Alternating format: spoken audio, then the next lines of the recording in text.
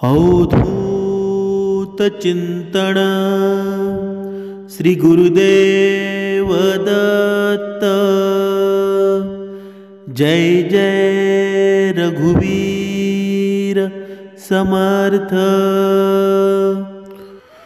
सद्गुरु चरणांना नतमस्तक होऊन आपण या निरूपणास सुरुवात करूया।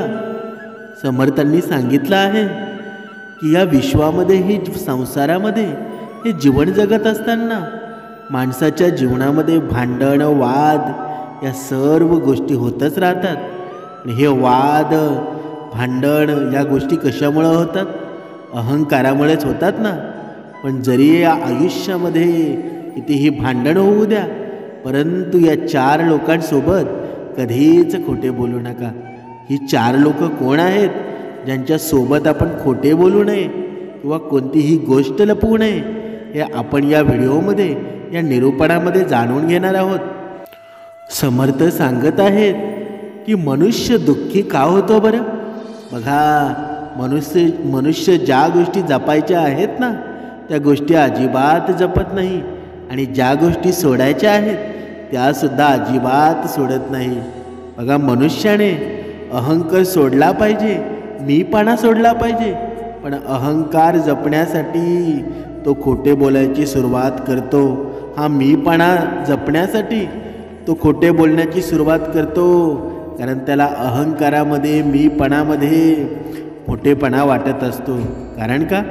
कारण दुसऱ्यांनी आपली वाहवा करावी, दुसऱ्यांनी आपल्याला विचारावं असं त्याला वारंवार वाटत असतं।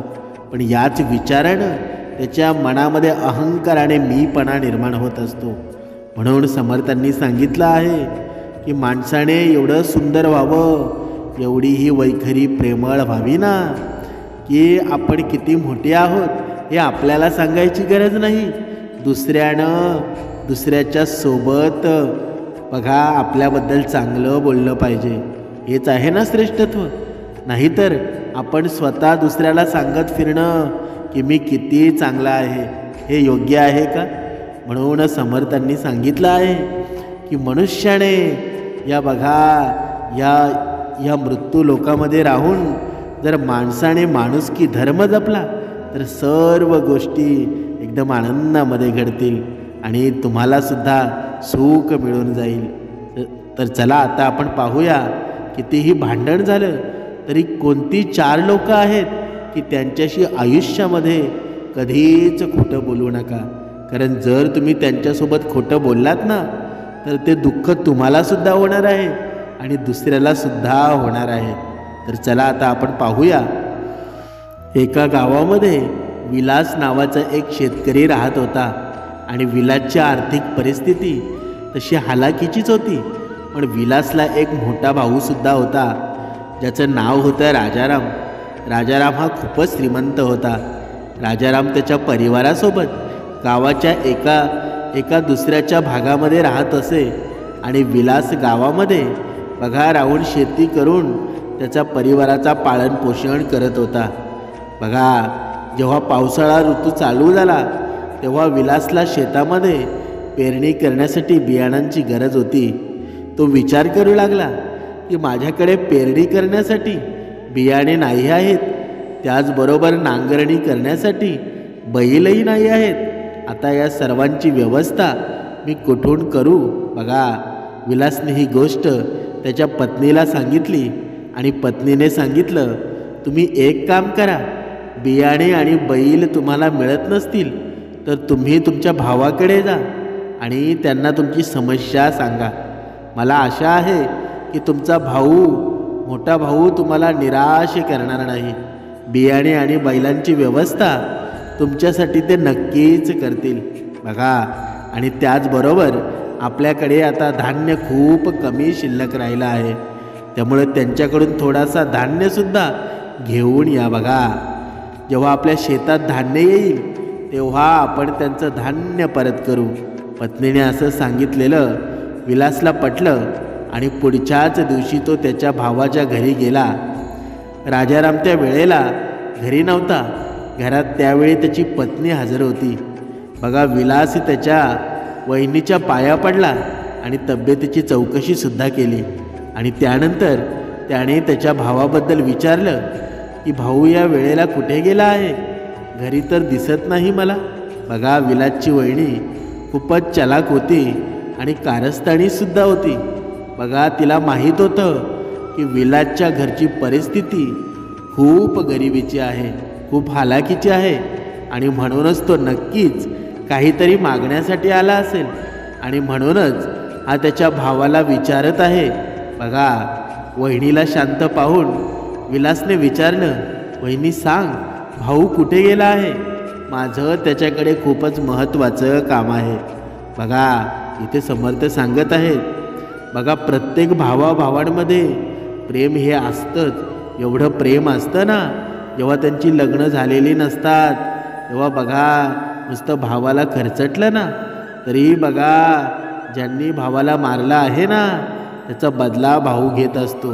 एवढं अतूट नातं आणि अतूट प्रेम असतं. आणि एकदा सावधान पिवळ्या रंगाचे तांदूळ त्या भावाच्या अंगावर पडले की कुठून भाऊ बदलतो काय माहीत.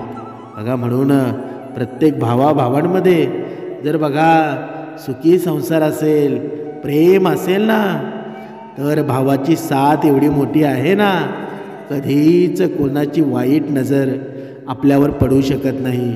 म्हणून भाऊ खूप महत्त्वाचा आहे.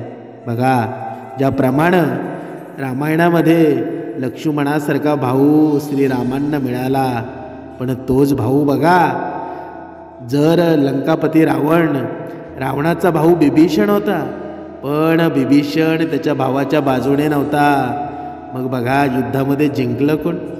बघा, म्हणून भाऊ खूप महत्त्वाचा आहे. ज्याच्या बाजूनं भाऊ आहे तो कधीच हरू शकत नाही, त्याचा जय हा होणारच आहे. बघा, पुढे तो विलास त्याच्या भावाकडे जातो आणि बघा खूपच महत्त्वाचं काम आहे, मला त्यांना भेटायचं आहे. विलास सारखा त्याच्या भावाबद्दल विचारतोय. हे पाहून वहिनीचा विश्वास आणखीनच पक्का झाला की हा नक्कीच काहीतरी मागण्यासाठी आला आहे. आणि हाच विचार करून विलासची वहिनी त्याच्याशी खोटं बोलली. तिने सांगितलं, तुमचा भाऊ काहीतरी महत्त्वाच्या कामासाठी बाहेर गेला आहे आणि त्यांना घरी येण्यासाठी 1 ते 2 दिवस लागतील, किंवा जर काम झालं नाही तर कदाचित त्यांना 1 आठवडासुद्धा लागू शकतो. बघा, हे सर्व ऐकून विलास खूपच निराश झाला. तो विचार करू लागला की मी काहीतरी मागण्यासाठी आलो आहे, म्हणूनच तर वहिनी खोटं बोलत नाही ना. किंवा असंही होऊ शकतं की भाऊ खरंच बाहेर गेला असेल. चला, काहीतरी हरकत नाही, जेव्हा भाऊ परत येईल तेव्हा मी पुढच्या आठवड्यामध्ये त्यांना परत भेटेल. त्यानंतर विलास वहिनीला म्हणतो, वहिनी मला खूप जोराची भूक लागली आहे, तुम्ही मला जेवणाचं 1 ताट वाढा. विलास जेवण मागतोय ते पाहून राजा रामाच्या पत्नीच्या तोंडावरील सर्व हावभाव बदलले. ती विचार करू लागली, या भिकाऱ्याला जेवण तरी कोण वाढेल. आणि म्हणूनच तिने बोलणं फिरवत म्हणाली, भाऊ, तुम्हाला माझ्या बोलण्यावर विश्वास बसणार नाही, परंतु मी खरं सांगत आहे. आज सकाळीच एक मोठा गरुड बघा उडत उडत माझ्या घरात आला आणि घरातील चूळ घेऊन पळून गेला. आणि म्हणूनच आम्ही आज अन्न शिजवलं नाही. सकाळपासून माझ्या मुलांनासुद्धा अन्न मिळालेलं नाही. वहिनीच्या या बोलण्यामध्ये काहीच तथ्य नव्हतं. विलास विचार करू लागला, एक गरुड चूळ घेऊन कसा उडू शकतो. असं वाटत आहे की वहिनीला मला जेवणसुद्धा द्यायचं नाही आणि म्हणूनच ती माझ्यासोबत असं बोलत आहे. विलास म्हणाला, काही हरकत नाही, मी माझ्या घरी जाऊन जेवेल. असं म्हणून विलास तिथून निघून लागला. विलास निघून चाललाय तेव्हा मागून त्याची वहिनी म्हणू लागली, भाऊजी तुम्ही कुठे चाललात? तुम्ही इथेच थांबा, हा घरसुद्धा तुमचंच आहे. विलास म्हणाला, नको वहिनी, जर भाऊच घरात नाही मग मी उगाचच तुम्हाला त्रास का देऊ. जेव्हा तो येईल तेव्हा मी त्यांना येऊन भेटेल. एवढे म्हणून विलास घरातून जाऊ लागला. चालता चालता त्याला रस्त्यामध्ये त्याचे म्हातारे काका भेटले. विलासने त्यांच्या चरणांना स्पर्श केला आणि तब्येतीची विचारपूससुद्धा केली. काकांनी विचारलं, विलास तू इकडे कधी आलास? विलास म्हणाला, काका मी येऊन थोडाच वेळ झाला आहे. भावाला भेटण्यासाठी आलो होतो, परंतु वहिनी सांगते की भाऊ कोणत्या तरी कामानिमित्त बाहेर गेला आहे आणि त्यांना परत येण्यासाठी 1 आठवडा लागणार आहे आणि म्हणूनच मी परत माझ्या घरी चाललो आहे. बघा, जेव्हा ते येतील तेव्हा मी त्यांना भेटेल.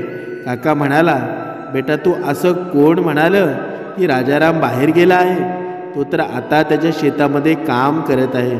मी आत्ताच त्याला भेटून आलो आहे. काकांचं हे बोलणं ऐकून विलासच्या मनात आशेचा किरण चमकला. तो म्हणाला, काका खरंच माझा भाऊ शेतावर आहे का? बघा, काका म्हणाला, हो बेटा, खरंच मी त्याला भेटून आलो आहे. मी खोटं कशाला बोलेन तुझ्याशी? आता विलास त्याच्या भावाला भेटण्यासाठी शेताच्या दिशेने निघाला. विचार करत होता की वहिनी तर माझ्याशी खोटं बोलली, परंतु मला विश्वास आहे की मोठ्या भावाला भेटल्यानंतर माझं काम नक्कीच पूर्ण होईल. तो मला निराश करणार नाही. बघा, अशा प्रकारे विलास त्याच्या भावाकडे राजारामकडे शेतावर पोचला. दोन्ही भावांनी जेव्हा एकमेकांना पाहिलं तेव्हा त्यांना खूपच आनंद झाला. दोघांनीही एकमेकांना मिठी मारली, तब्येतीची विचारपूस केली. राजाराम विचारू लागला, अरे विलास, तू सरळ माझ्याजवळ आला आहेस का की घरीसुद्धा गेला होतास? विलासने सांगितलं, दादा मी आधी घरी गेलो. बघा, वहिनी आणि मुलांनासुद्धा भेटलो. राजाराम म्हणाला, मग तर तू घरून जेवणच करून आला असशील. खरं सांग, तू जेवला आहेस का?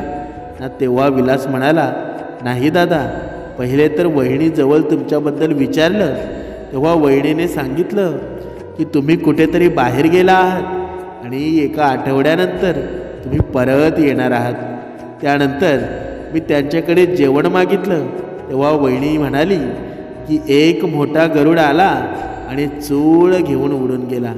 बघा, वहिनी सांगत होती की सकाळपासून मी आणि माझी मुलं काहीच अन्न खाल्लं नाही आणि मग मी परत घरी चाललो होतो, परंतु रस्त्यामध्ये मला एक म्हातारे काका भेटले आणि त्यांनी मला सर्व काही सांगितलं. तुम्ही बाहेर नाही गेलात, तुम्ही शेतामध्ये काम करत होता. मग काय, मी तुम्हाला भेटण्यासाठी थेट शेतात आलो. बघा, पत्नीचा हा खोटेपणा पाहून राजारामला खूपच राग आला. तो बोलू लागला, विलास तुझी वहिनी खूपच खोटारडी आहे. तिला तुझ्यासोबत असं नाही वागायला पाहिजे होतं. ठीक आहे, जे झालं ते झालं, मी तिला नंतर पाहून घेतो. तू माझ्यासोबत आता माझ्या घरी चल. बघा, विलास तेव्हा म्हणाला, दादा माझ्यासाठी तू वहिनीसोबत भांडू नकोस. मी तुझ्याजवळ बियाणे आणि बैल मागण्यासाठी इथे आलो आहे. मी विचार केला की पावसाळा जवळ आला आहे आणि माझ्याजवळ बियाणे आणि नांगरणीसाठी बैल नाहीत. मला बियाणे आणि बैल त्याचबरोबर जेवणासाठी 1 पोतं धान्य दे. माझ्या शेतात धान्य झाल्यावर मी तुला धान्य परत करील. राजाराम म्हणाला, विलास तू चिंता करू नकोस. मी माझ्या पत्नीला सुद्धा असा धडा शिकवतो की ती सुद्धा आयुष्यभर लक्षात ठेवेल. राजाराम म्हणाला, विलास तू इथेच थांब, मी सर्व गोष्टींची व्यवस्था करून देतो. जर मी तुझ्या वहिनीच्या समोर तुला या गोष्टी दिल्या तर ती मला हे सर्व देण्यापासून थांबवेल, घरात भांडण करेल आणि त्यामुळं मी असं काहीतरी करतो की कामसुद्धा वाढेल आणि भांडणसुद्धा होणार नाही. विलासला समजावून राजाराम त्याच्या घरी आला आणि दुःखी चेहरा घेऊन पत्नीच्या जवळ पोचला. इकडे पत्नीने पाहिलं की पतीचा चेहरा उदास आहे तेव्हा तो विचारू लागला, अहो काय झालं, आज तुम्ही खूपच दुःखी दिसत आहात. तेव्हा राजाराम म्हणाला, आज तर मोठा अनर्थ घडला आहे. जर तू ऐकलं तर तुलासुद्धा खूप मोठा धक्का बसेल. तेव्हा पत्नी विचारू लागली, असं काय घडलं आहे, मला लगेच सांगा. तेव्हा राजाराम म्हणाला, मी आताच तुझ्यासमोर माहेरून आलो आहे. काल तुझ्या भावाच्या घरी आग लागली होती. सर्व काही जळून खाक झाला आहे. एक सुद्धा वस्तू शिल्लक राहिली नाही आणि घरात खाण्यासाठी धान्याचा 1 दाणासुद्धा शिल्लक राहिला नाही. काल तर गाववाल्यांनी त्याला जेवण दिलं, परंतु लोक कधीपर्यंत त्याला मदत करतील? भावाच्या घरी आग लागली होती हे समजल्यावर राजारामची पत्नी व्याकुळ झाली. ती एकदमच रडू लागली, ओरडू लागली, ती बोलू लागली, हे काय झालं? माझा भाऊ तर बर्बाद झाला. देवाला सुद्धा माझ्याच भावाचं घर जाळण्यासाठी मिळालं माहीत नाही. मुलांनी कालपासून काही खाल्लं असेल की नाही? राजाराम म्हणाला, एवढी का रडत आहेस? आता तुझ्या रडण्यानं जळालेल्या वस्तू तर परत येणार नाहीत ना. आता तर त्याला मदत कशी करता येईल याबद्दल विचार कर. एवढं ऐकल्यावर पत्नी एकदमच म्हणाली, अहो काहीतरी मदत पाठवून द्या, ज्यामुळं काही दिवसांसाठी त्याच्यावर आलेलं हे दुःख कमी होईल. राजाराम म्हणाला, तूच सांग, मी त्यांची कशा प्रकारे मदत करू शकतो? पण मी म्हणाली, एक काम करा, अशा वेळी त्यांना सर्वात जास्त धान्य, कपडे आणि घरगुती सामानाची गरज आहे. तुम्ही ताबडतोब बैलगाडी दरवाजाजवळ लावा. मी गरजेचे सर्व सामान बैलगाडीमध्ये भरते. राजारामने ताबडतोब बैलगाडी दरवाजासमोर लावली. त्याच्या पत्नीनं पटापट बैलगाडीमध्ये धान्याची पोती, त्याचबरोबर घरगुती सामान ठेवलं. पूर्ण बैलगाडी तिने सामानानं भरली होती आणि म्हणाली, आता तुम्हीच लवकर जा आणि माझ्या भावाच्या घरी हे सामान पोचवा. राजाराम बैलगाडी घेऊन आता चालला होता. तेवढ्यात म्हणाला, पेरणीसाठी बियाणं ठेवले आहेस? बघा, भावाला पेरणी करण्यासाठी बियाणंसुद्धा लागणार आहे ना. तेव्हा पत्नी म्हणाली, हो मी ठेवलं आहे. आता तुम्ही आणखी वेळ वाया घालवू नका. ताबडतोब माझ्या भावाच्या घरी जा आणि रुपयांची पिशवीसुद्धा घेऊन जा. खूप दिवसांपासून मी यामध्ये पैसे जमा करत होते. ही पिशवी माझ्या भावाला द्या. जर त्याला कोणत्या गोष्टीची गरज असेल तर तो बाजारात जाऊन खरेदी करू शकतो. राजाराम म्हणाला, हो अगदी योग्यच म्हणत आहेस. तू खूपच समजूतदार आहेस आणि तू खूपच हुशारसुद्धा आहेस. आता राजाराम बैलगाडी घेऊन विलासजवळ पोचला आणि ती सामानाने भरलेली बैलगाडी त्याच्या भावाला दिली. भावाचं प्रेम पाहून विलासचे डोळे भरून आले. तो म्हणू लागला, खरंच भाऊ तर भाऊच असतो. भावाचे दुःख तर फक्त भाऊ समजू शकतो आणि म्हणूनच तर भावाला दुसरी आईसुद्धा म्हटलं जातं. राजाराम निधी रुपयांची पिशवीसुद्धा विलासच्या हातामध्ये दिली. विलास सामानाने भरलेली बैलगाडी घेऊन त्याच्या घरी गेला. इकडे राजाराम थोड्या वेळाने त्याच्या घरी परत आला. त्याच्या पत्नीने पाहिलं तर तिला धक्काच बसला. ती विचारू लागली, तुम्ही तर माझ्या भावाच्या घरी गेला होतात, इतक्या लवकर तुम्ही परत कसे आलात? सर्व काही ठीक आहे ना? राजाराम दुःखी आवाजामध्ये म्हणाला, मी तुझ्या भावाच्या घरापर्यंत नाही पोचू शकलो. रस्त्यातच एक मोठा गरुड उडत आला आणि पूर्ण बैलगाडी घेऊन आकाशामध्ये उडून गेला. ते तर चांगलं झालं की मी योग्य वेळेमध्ये बैलगाडीमधून उडी मारून खाली उतरलो नाही, तर तो गरुड मला सुद्धा घेऊन गेला असता. असं ऐकून पत्नीला खूपच राग आला. ती म्हणू लागली, हे तुम्ही काय म्हणत आहात? एक गरुड बैलगाडीला घेऊन कसा उडू शकतो? राजाराम म्हणू लागला, जर गरुड चूळ घेऊन उडू शकतो तर मग तो बैलगाडी घेऊन का उडू शकत नाही? बघा, इतकं ऐकून राजारामच्या पत्नीला स्वतःचीच लाज वाटू लागली. तिला तिची चूक समजली होती.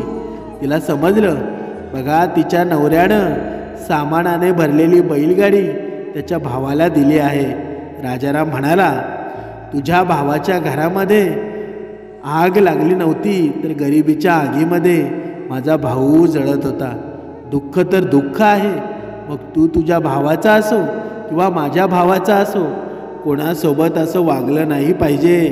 वाईट वेळी बघा माणसं असतात ना, त्यांची कधीच साथ सोडायला नाही पाहिजे.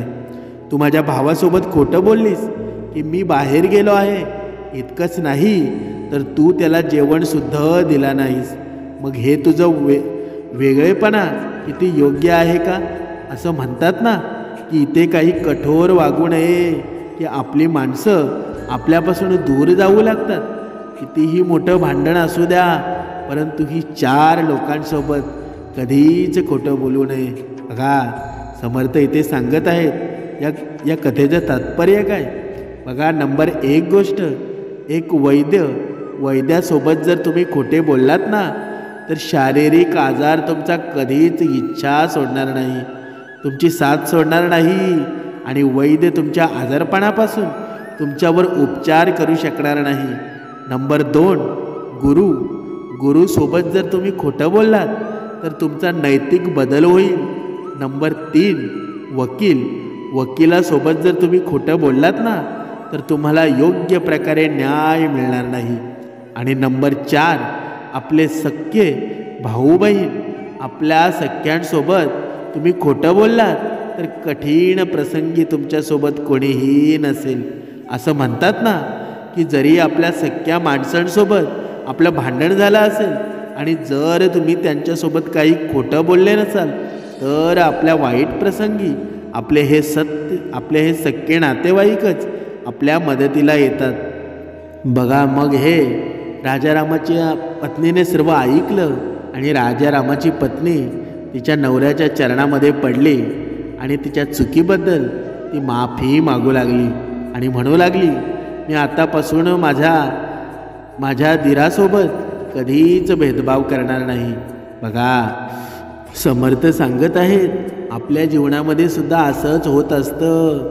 बघा भाऊ असतात, बहीण भाऊ असतात, जेव्हा लग्न नसतं त्यांच्यामध्ये किती प्रेम असतं, तेव्हा सर्वांचे लग्न झालेले नसतात. बघा एका माळेमध्ये जसे गुंपलेले असतात, थोडं जरी संकट आलं ना सर्वजण एकत्र होतात, पण लग्न झाल्यानंतर असं काय आभाळ कोसळतं, तर ते आभाळ दुसरं तिसरं कोणी नसतं, तर त्या भावाची पत्नी असते. म्हणून समर्थांनी सांगितलं आहे इथे पत्नीने सुद्धा लक्षात ठेवायला हवं की जेव्हा तू नव्हती ना, तेव्हा ते एकमेकांसाठी जीव की प्राण होते. थोडं खरसटलं ना तरी भावाला राग यायचा, तरी भाऊ बघा आपल्या भावावरची ओढ घ्यायचा.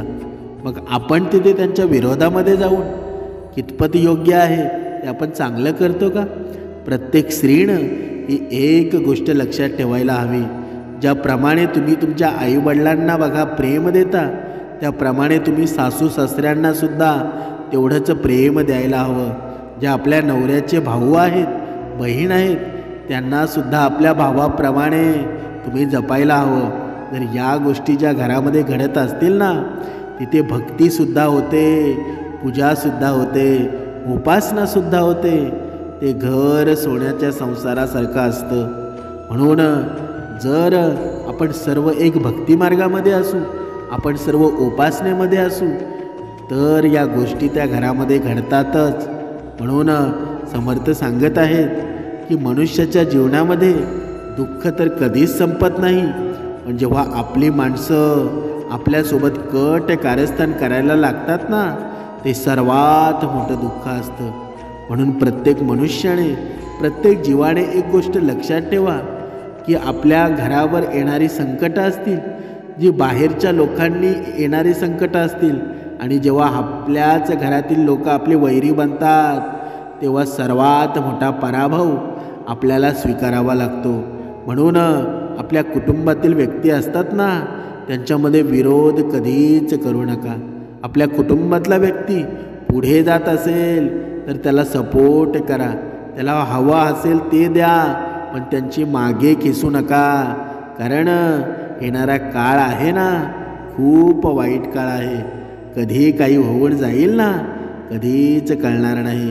म्हणून समर्थांनी सांगितलं आहे बघा, कधी कधी आपण मित्रांच्या बोलण्यामध्ये येऊन आपल्या भावाला आपण कमी लेखायला लागतो. पण एक लक्षात ठेवा, जेव्हा तुमची छोटी छोटी कामं असतात ना, ते मित्र तर करतात तुमचे, तुमच्या चेहऱ्यावर थोडा आनंद निर्माण होतो. पण जेव्हा भले मोठे संकट येतात ना, आभाळा एवढी संकट येतात, तेव्हा ही मित्र असतात ना, चिल्लरप्रमाणे कुठे पळून जातात ना, ते कळत सुद्धा नाही. तेव्हा तुमच्या पाठीशी खंबीरपणे उभा असतो तो तुमचा भाऊ असतो, तुमची बहीण असते. काही झालं ना तरीही ते सर्व दुःख विसरून, शत्रुत्व विसरून तुमच्या जवळ बघा येतात. त्या प्रसंगी, संकट प्रसंगी तुम्हाला साथ द्यायला लागतात. म्हणून आपल्या जीवनामध्ये कुटुंब खूप महत्त्वाचं आहे. ज्याच्या बाजूनं कुटुंब नाही, ज्याच्या बाजूनं कुटुंबातली माणसं नाहीत ना, त्याच्या जीवनामध्ये आनंद निर्माण होत नाही. कधीकधी आपण हे जीवन जगत असताना आपण म्हणत असतो की बघा आपलीच माणसं आपल्याला पुढं जाऊ देत नाही.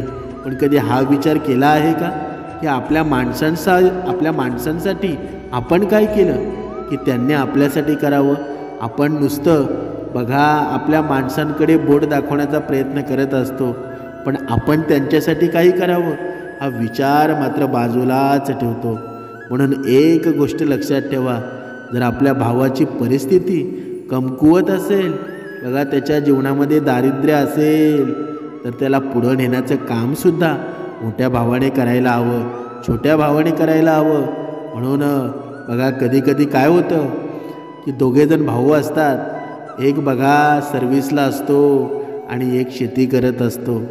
आणि बघा तो शेती करत असणारा भाऊ असतो, तो बघा शेतामधून धान्य काढतो आणि अर्धे धान्य बघा जो शहरामध्ये असतो त्याला देतो आणि अर्धे आपल्याला ठेवतो. म्हणजेच काय, पूर्ण शेती हाच राबत असतो आणि तिकडे तो पैसा कमवण्यासाठी जातो. नंतर जेव्हा तो घरी येतो ना, तेव्हा त्याची बायको त्याचे कान भरते आणि काय म्हणते, आता आपण शेतीचे वाटणी करूया.